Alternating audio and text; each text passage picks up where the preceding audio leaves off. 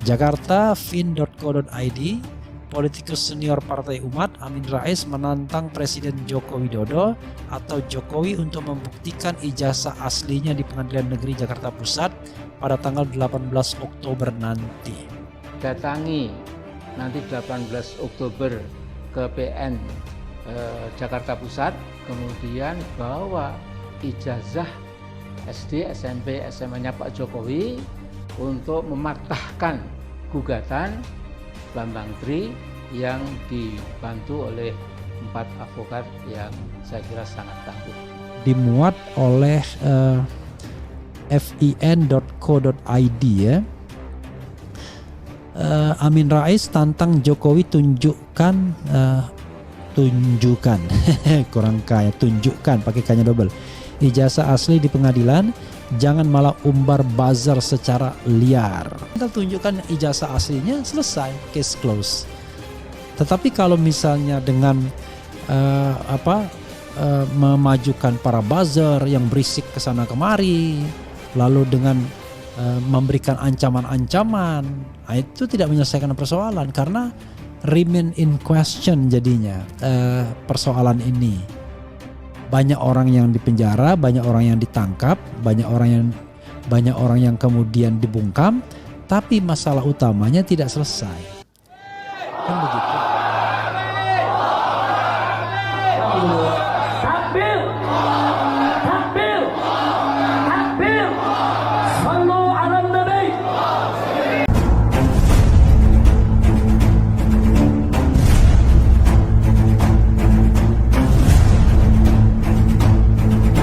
Tunjukkan ijazah aslinya, selesai, case close. Tetapi kalau misalnya dengan memajukan para buzzer yang berisik ke sana kemari, lalu dengan memberikan ancaman-ancaman, itu tidak menyelesaikan persoalan, karena remain in question jadinya persoalan ini. Banyak orang yang dipenjara, banyak orang yang ditangkap, banyak orang yang kemudian dibungkam, tapi masalah utamanya tidak selesai. Memang saya sejak Gus Nur memimpin Mubahalah pada Saudara Bambang Tri, itu saya mula-mula agak meragukan, karena sepertinya kurang masuk akal bahwa seorang presiden di negeri Republik Indonesia yang demikian besar ini, kalau betul itu memang telah memasukkan ijazah SD, SMP, SMA-nya. Nah, menurut saya ada cara yang amat sangat simple, sederhana, dan dalam tempo yang singkat. Jadi Pak Jokowi tidak usah terlalu tahan harga diri sebagai presiden, jadilah rakyat biasa, datangi nanti 18 Oktober ke PN Jakarta Pusat, kemudian bawa ijazah SD, SMP, SMA-nya Pak Jokowi untuk mematahkan gugatan Bambang Tri yang dibantu oleh 4 advokat yang saya kira sangat tangguh. Jadi ini misalnya Pak Jokowi, ada orang menuduh Amin Rais ternyata ijazah SD, SMP, SMA-nya itu hoax, palsu, muzayyaf dalam bahasa Arabnya, itu tidak asli.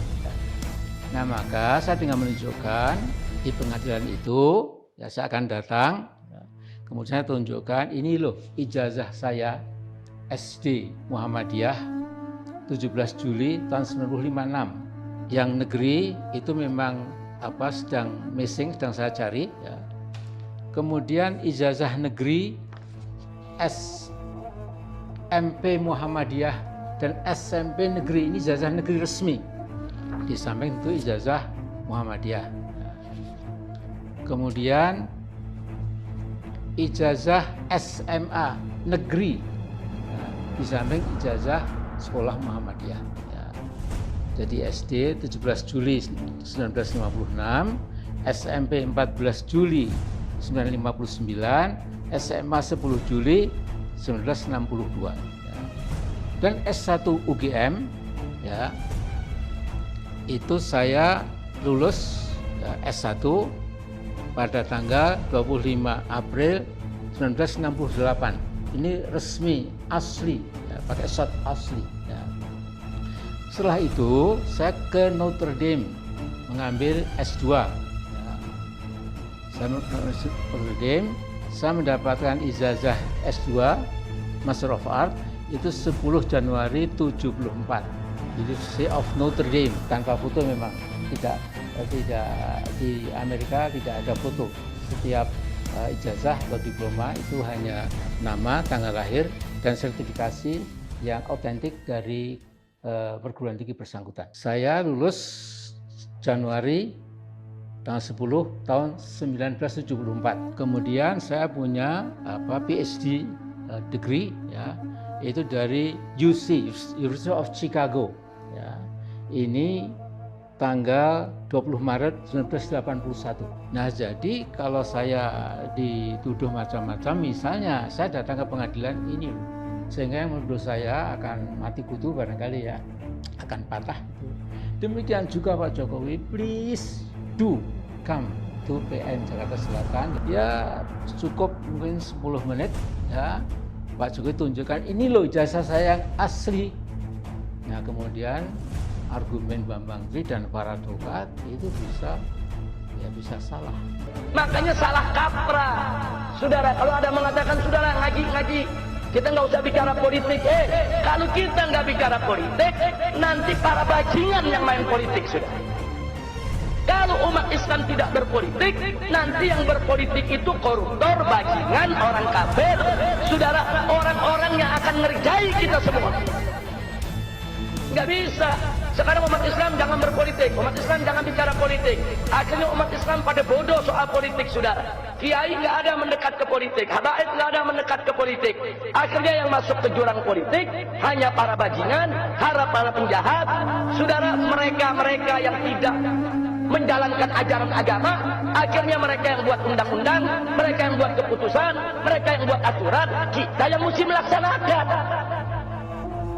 Jangan, kalau kita nggak mau berpolitik praktis, silakan. Tapi jangan sampai mengatakan, saya nggak mau bicara politik sama sekali. Nggak boleh, saudara. Nggak boleh. Kalau Anda tidak berpolitik, saudara, Anda akan jadi komoditas politik. Berapa banyak majelis-majelis taklim menjadi komoditas politik, saudara? Hanya dijadikan sekrup oleh partai politik. Begitu lagi pilpres, begitu lagi pilkada, bantuan diberikan kepada berbagai macam majelis-majelis taklim untuk dukung calon ini, dukung calon itu, dukung partai ini, dukung partai itu. Itu namanya komoditas politik. Hanya diperalat kok, cuma dijadikan sekrup kok. Tanpa majelis-majelis taklim tadi, saudara, kau punya hak untuk menentukan siapa calonnya. Cuma dijadikan sekrup untuk memperkuat orang lain.